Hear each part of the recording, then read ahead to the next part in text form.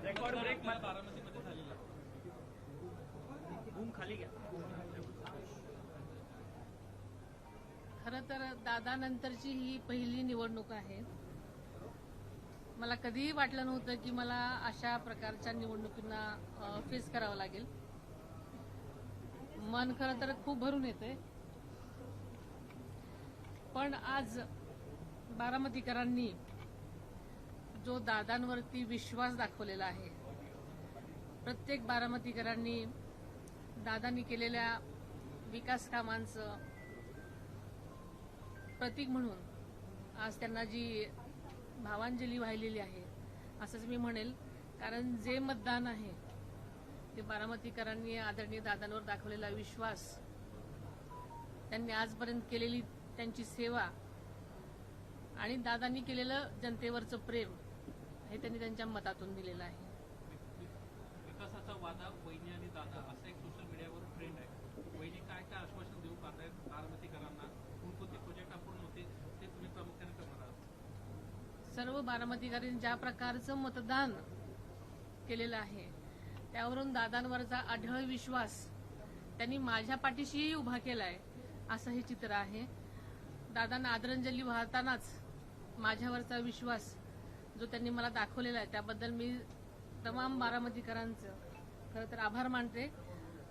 त्यांनी दिलेला आणि दाखवलेला विश्वास हा नक्कीच सार्थ करण्यासाठी हे मतदान जे केलेलं आहे त्याचं दादांचं बळ आणि माझ्यावरची जबाबदारी वाढवलेली आहे असं मी मानेन. आणि आपल्याला सगळ्यांनाच माहिती आहे की मी जे हे पाऊल उचललेलं आहे आजपर्यंत बारामतीकरांना अजितदादांनी ज्या विकास कामांमध्ये विकासाची स्वप्न दाखवलेली आहेत, अनेक त्यांच्या गोष्टी आहेत आणि ते पूर्ण करण्यासाठी आम्ही बारामतीकरांबरोबरच माझी जबाबदारी आता वाढलेली आहे आणि ती नक्कीच पूर्ण करण्याचा विश्वास बारामतीकरांना वाटतोय. म्हणून त्यांनी एवढ्या प्रचंड प्रमाणात हा विश्वास त्यांच्या मताद्वारे दिलेला बारामतीकर तुमच्या मागे उभे राहिले त्याचं अख्खं पवार कुटुंब ठामपणे तुमच्या मागे उभं राहिलं या कठीण प्रसंगात. वहिनी तुम्ही ट्विट सुद्धा केलंय की विजयानंतर कुणी गुलाल उधळू नका, विजयात जल्लोष साजरा नका करू. काय नक्की तुम्ही संदेश काय? हा जो विजय आहे खरं तर बारामतीकरांना अशा प्रकारची निवडणूक हवीच नव्हती होत. कारण बारामतीकरांनी त्यांचं मतदान केलेलं आहे ते स्वतःच्या मनामधला विश्वास, प्रेम आणि दादांच्या प्रती जी त्यांची भावना आहे ती त्यांच्या मतातून व्यक्त केलेली आहे. आणि म्हणूनच हा जो त्यांचं मत आहे हे अनुभवायचं आहे. ही खरं तर निवडणूक किंवा ही वेळ ही जल्लोषाची नाही, ही तर सगळ्यांनी मिळून एक प्रकारची आदरांजली देण्याची आहे. म्हणून बारामतीकरांनाही हेच वाटतंय. पण काही लोकांना उत्साह असतो, त्याच्यामुळे मला असं वाटतं की ही जी निवडणूक आहे आणि हा जो विजय आहे हा आदरणीय दादांना वाहिलेली आदरांजली असल्यामुळे आम्ही सगळ्यांनी दादांना ज्या प्रकारची शिस्त आणि संयमाची सवय होती त्या प्रकारे त्यांनी दाखवा अशी मी त्यांना विनंती केली. पवार कुटुंब तुमच्या मागे ठामपणे उभं होतं. या भावनिक कुटुंबातल्या लोकांना काय सदस्यांना काय सांगायचं होता? भावनिक तुम्हाला अभिनंदन करण्याकरता ठामपणे उभे राहिले कुटुंब. बारामती हे माझं कुटुंब आहे आणि सगळ्याच माझं स्वतःचं कुटुंब सुद्धा ह्या सगळ्याच ह्याच्यामध्ये सामील झालेलं आहे. तुम्हाला माहिती आहे की आदरणीय पवार साहेबांनी सुरुवातीलाच उमेदवार न देण्याचा जो त्यांनी प्रयत्न केलेला होता, हीच त्याची माझी भावना आहे. आणि संबंध माझं कुटुंब आणि बारामती हे माझं कुटुंब आहे, त्याच्यामुळे सगळेच याच्यामध्ये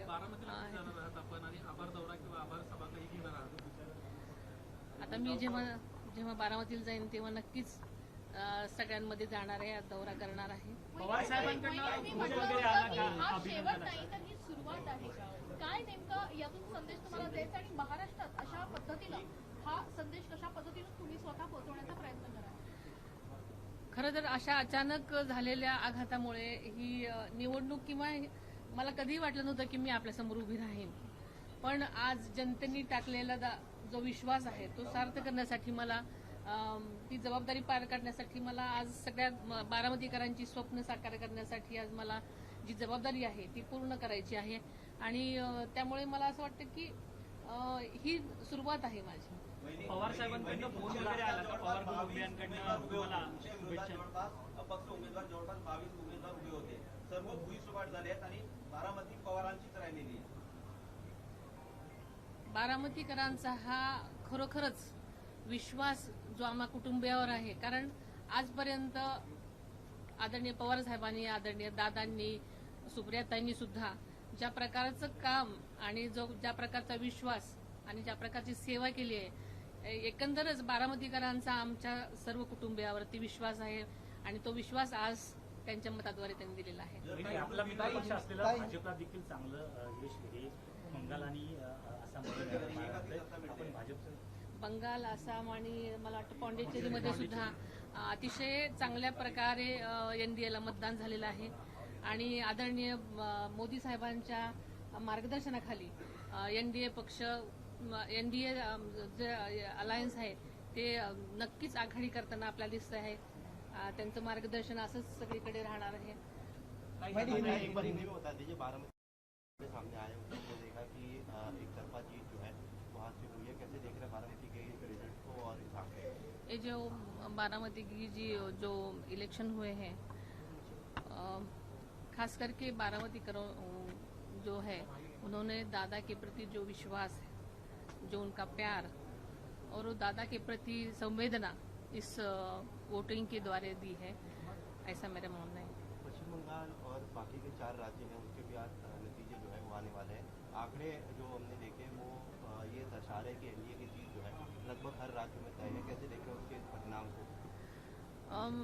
मैं सबसे पहले मोदी अपने पंतप्रधान मोदी जी को मैं अभिनंदन उनका करना चाहती हूँ कि पश्चिम बंगाल, आसाम और पौंडीचेरी में एनडीए की सरकार आ रही है और लोगों के प्रति उनके लिए जो विश्वास है वो बढ़ रहा है, ऐसा मुझे लगता है.